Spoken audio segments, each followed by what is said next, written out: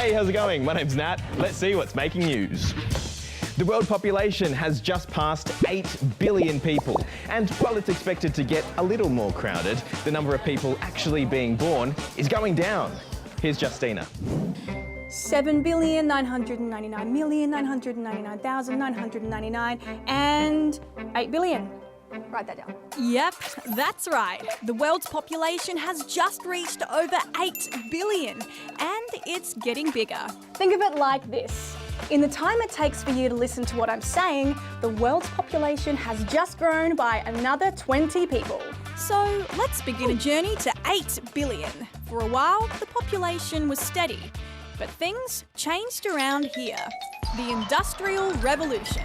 The boom in machines and technology changed the way people lived. People ate better food, and because of advances in sanitation and medicine, people lived longer.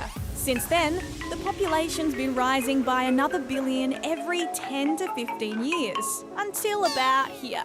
The UN says the world's population is expected to peak at around 10.4 billion in 2080. From there, it might stay that way for a while, and even start to go down. You see, when people, and women in particular, have access to good health, education and jobs, they tend to have fewer kids. And this has been happening for a while now all around the world.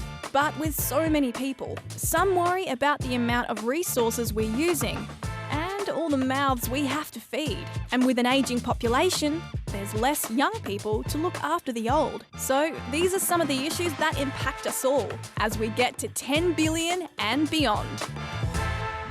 The Wyangala Dam in New South Wales is currently overflowing at a record rate.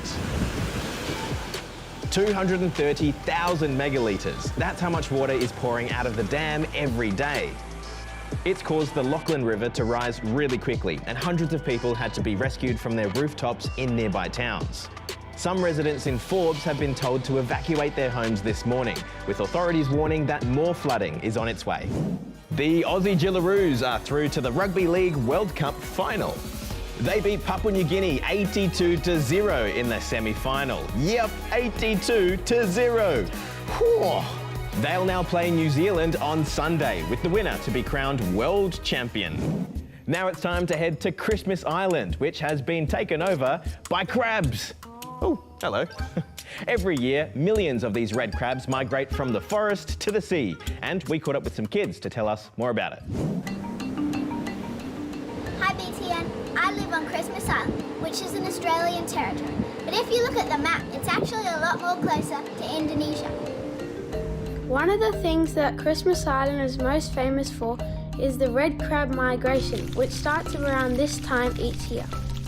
With the crab migration coming at the start of wet season, as we only have 2 seasons, wet and dry, you see a lot more crabs around. Life on Christmas Island changes when the crab migration happens. The crab migration does affect the way to get to school because roads are closed, cars stop at reg, and it takes a slow process to get to school. We keep the crabs safe by breaking them off the roads, and we always have to dodge them. And they also built a crab bridge, so the crabs can climb onto the crab bridges and not get run over, same as crab barriers. Red crabs migrate because they have to reproduce. If they don't reproduce, they could go into extinction. It's a really exciting time of year for us, and taking care of the crabs is really important. That's all from us. Bye BTN!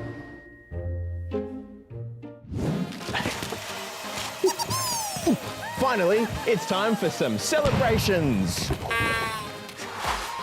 These kids have just won the FIFA World Cup. Well, they've won a replica version of the trophy at least. Yep, these kids in Tunisia have hosted a spin-off tournament inspired by the actual World Cup happening later this month. Now to France, where these striking red triangular mascots have just been unveiled in preparation for the 2024 Olympics. They're inspired by the Phrygian cap, which was worn during the French Revolution as a symbol of freedom. And finally, it's time to sing Happy Birthday.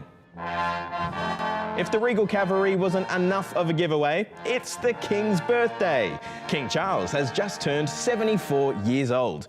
When he became king back in September, he was the oldest monarch in British history to take the throne. Well, that's all we've got time for today. We'll see you tomorrow. Bye for now.